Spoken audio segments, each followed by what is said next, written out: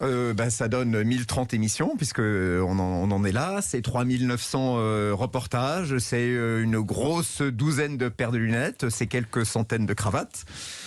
C'est 750 cravates, dit le dossier de presse. Les audiences, c'est comment? Elles sont bonnes.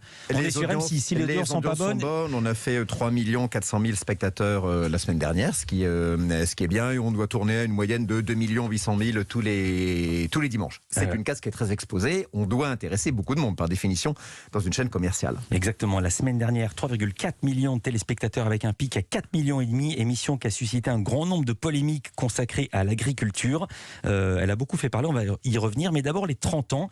Vous avez articulé cette spéciale autour d'une thématique entre 91 et 2021, donc 91 les débuts de l'émission. Oui. Qu'est-ce qui a changé avec 3 grands thèmes? 3 grands thèmes. Le premier thème, c'est la vie de bureau.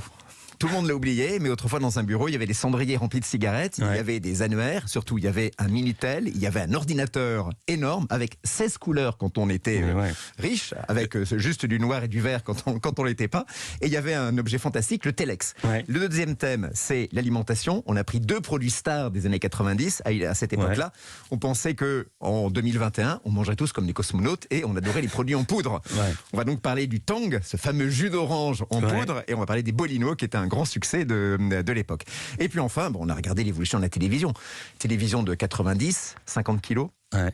50 cm de diagonale, 50 cm de profondeur. Vous imaginez la place que ça prenait dans d'imaginer, je m'en souviens. Dans nos intérieurs. Aujourd'hui, on est passé à une image de 5 fois meilleure en termes de résolution. Et évidemment, on est passé de 50 cm de profondeur à 2 cm grâce aux écrans plats.